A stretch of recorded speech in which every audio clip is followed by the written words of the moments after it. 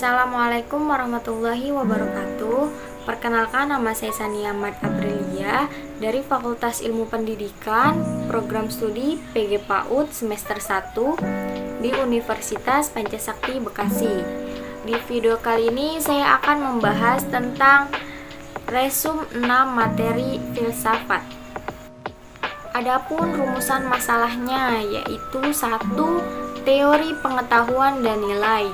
2. Pengembangan nilai untuk pendidikan manusia seutuhnya. 3.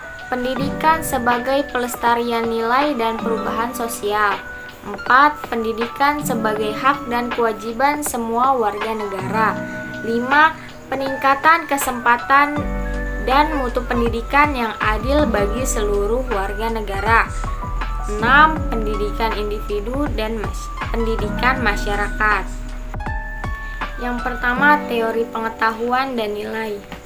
Pengertian pengetahuan. Pengetahuan merupakan segala sesuatu yang diketahui diperoleh dari persentuhan panca indera terhadap objek tertentu. Pengetahuan pada dasarnya merupakan hasil dari proses melihat, mendengar, merasakan, dan berpikir yang menjadi dasar manusia dan bersikap dan bertindak. Pengertian nilai. Menurut Richard T. Schaeffer dan Robert P. LMM 1998, nilai merupakan gagasan kolektif atau bersama-sama tentang apa yang dianggap baik, penting, diinginkan, dan dianggap layak, sekaligus tentang yang dianggap tidak baik, tidak penting, tidak layak diinginkan, dan tidak layak dalam hal kebudayaan. Nilai menunjukkan pada hal yang penting dalam kehidupan manusia baik sebagai individu maupun sebagai anggota masyarakat. Yang kedua, pengembangan nilai untuk pendidikan manusia seutuhnya. Pengertian pendidikan manusia seutuhnya. Pendidikan dalam arti khusus hanya dibatasi sebagai usaha orang dewasa dalam membimbing anak yang belum dewasa untuk mencapai kedewasaannya. Pendidikan dalam arti luas merupakan usaha manusia untuk meningkatkan kesejahteraan hidupnya yang berlangsung sepanjang hayat.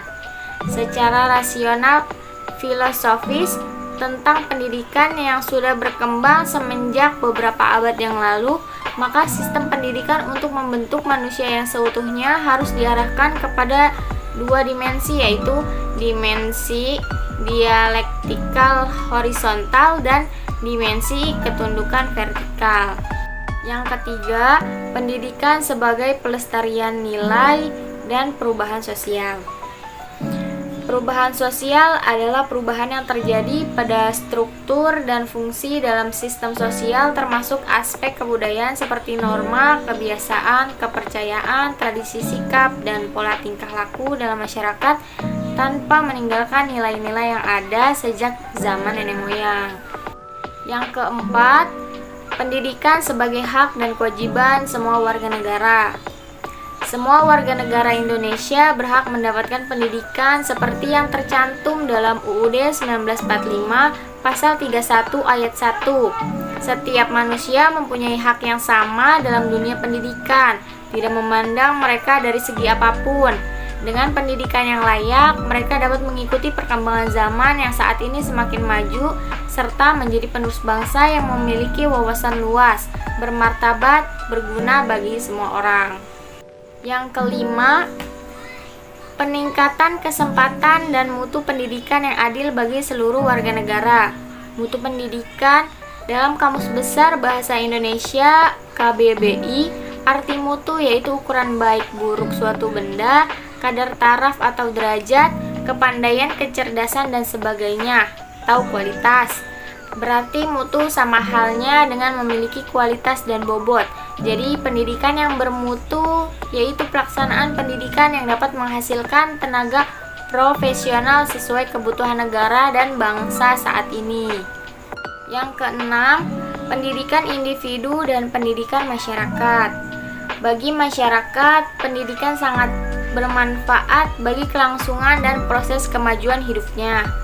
Agar masyarakat itu dapat melanjutkan eksistensinya, maka kepada anggota mudanya harus diteruskan nilai-nilai, pengetahuan, keterampilan, dan bentuk tata perilaku lainnya yang diharapkan akan dimiliki oleh setiap anggota.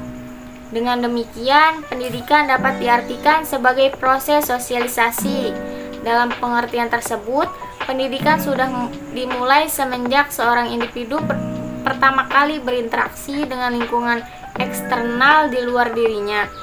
Dengan semakin majunya masyarakat, pola budaya menjadi lebih kompleks dan memiliki diferensiasi antara kelompok masyarakat yang satu dengan yang lainnya, antara yang dianut oleh individu yang satu dengan individu yang lainnya.